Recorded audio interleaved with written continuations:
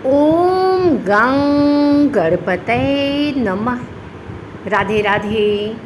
आइए सुनते हैं विनायक चतुर्थी व्रत कथा पूजन विधि।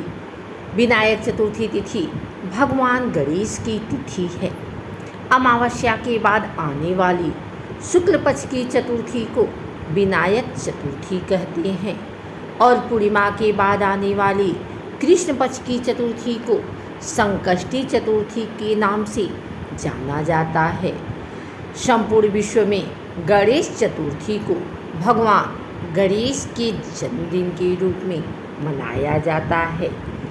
विनायक चतुर्थी के नाम से इसे जाना जाता है।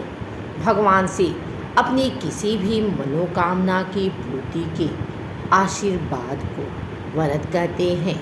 जो श्रद्धालु विनायक चतुर्थी का उपवास करते हैं, भगवान गणेश उसे ज्ञान और धैर्य का आशीर्वाद देते हैं। ज्ञान और धैर्य दो ऐसे नैतिक गुण हैं जिसका महत्व सदियों से मनुष्य को ज्ञात है। जिस मनुष्य के पास यह गुण है वह जीवन में काफ़ी उन्नति करता है और मनवांछित फल प्राप्त करता है। विनायक चतुर्थी के दिन गणेश पूजा दोपहर को मध्याह्न काल के दौरान की जाती है।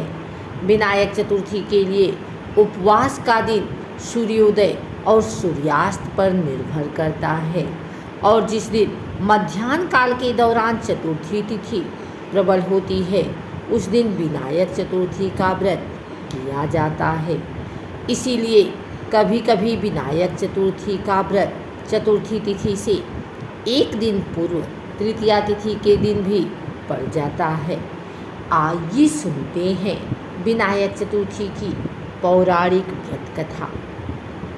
एक बार भगवान शिव तथा माता पार्वती नर्मदा नदी के किनारे बैठे थे। वहाँ माता पार्वती ने भगवान शिव से समय व्यतीत करने के लिए चौपड़ खेलने को कहा।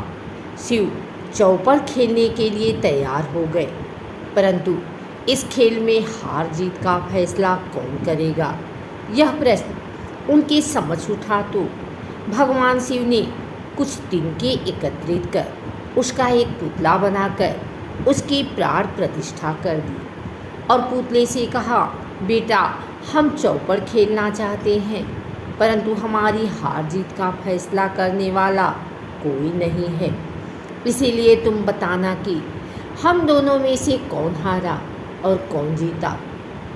उसके बाद भगवान शिव और माता पार्वती का चौपड़ खेल शुरू हो गया।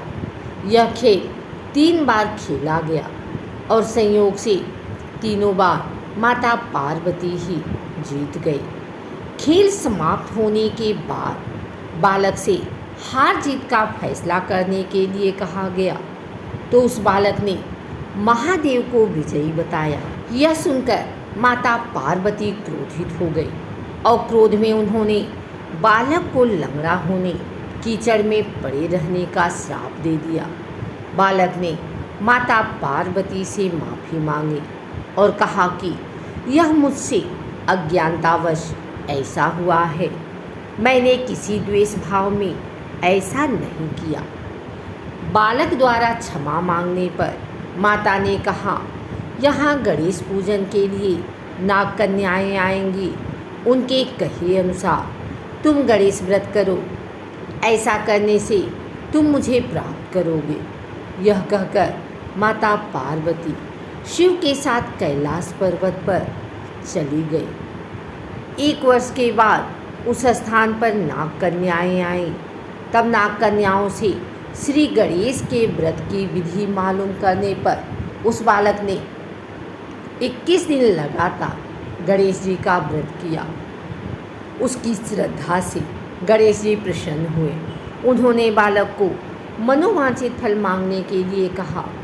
उस पर बालक ने कहा, हे विनायक, मुझ में इतनी शक्ति दीजिए कि मैं अपने पैरों से चलकर अपने माता पिता के साथ कैलाश पर्वत पर पहुंच सकूं और वे यह देखकर प्रसन्न हो।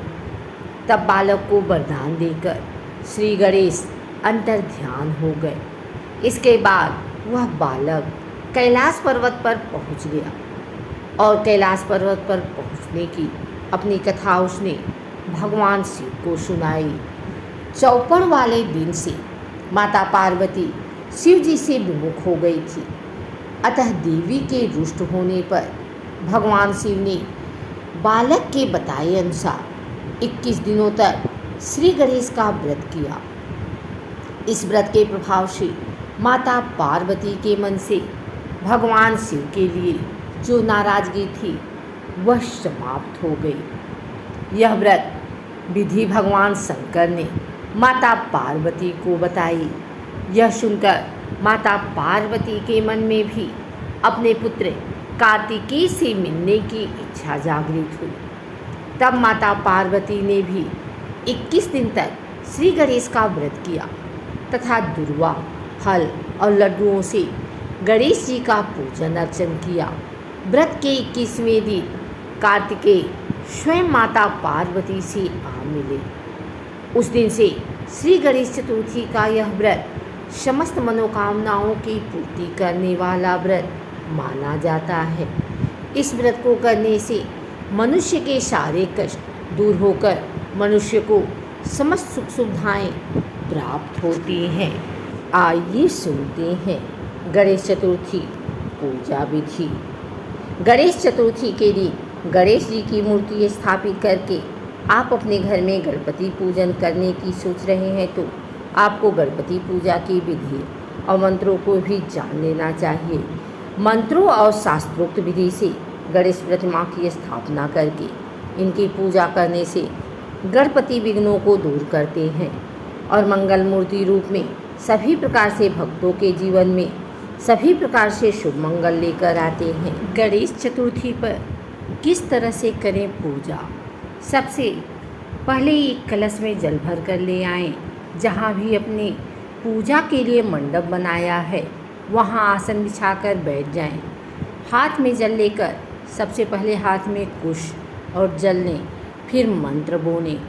ओम अपवित्र पवित्रो वा सर्वावस्था गतोऽपि वा या यस्मरेत पुंडरीकाक्ष वहांतर शुचि। फिर जल को अपने ऊपर और पूजा के लिए रखें। सभी सामग्रियों पर इसे छिड़क दें। इसके बाद 3 बार आचमन करें। हाथ में जल लें और ओम केशवाय नमः, ओम नारायणाय नमः, ओम माधवाय नमः, ओम ऋषिकेशाय नमः ऐसे बोलते हुए 3 बार हाथ से जल लेकर मुँह से स्पर्श करें। फिर हाथ धोने। इसके बाद जहाँ गणेश जी की पूजा करनी हो उस स्थान पर कुछ अटूट चावल रखें। इसके ऊपर गणेश जी की प्रतिमा को विराजित करें। गणेश जी को अपने आसन पर बैठाने के बाद सबसे पहले गणेश चतुर्थी व्रत पूजा का संकल्प लें। बिना संकल्प लिए पूजा ना करें। गणेश पूजन संकल्प के लिए हाथ में फूल, फल, पान, सुपारी, अक्षत, अटूट चावल, चांदी का सिक्का या कुछ रुपया, मिठाई आदि सामग्री थोड़ी थोड़ी मात्रा में लेकर हाथ में जल लें। फिर संकल्प मंत्र बोलें। संकल्प करने के बाद कलश की पूजा करें। कलश को गणेश जी की दाईं ओर रखें। कलश पर एक नारियल लाल वस्त्र में लपेटकर इस प्रकार रखें कि केवल आगे का भाग ही दिखाई दे। कलश में आम का पल्लव, सुपारी, सिक्का रखें। कलश के गले में लाल वस्त्र या मौली लपेटें। इसके बाद कलश पर नारियल रखकर इसके ऊपर एक दीप जलाकर रख देंगे। हाथ में अक्षत और पुष्प लेकर वरु देवता का कलश में आवाहन करें। साथ ही मंत्रों का उच्चारण करें।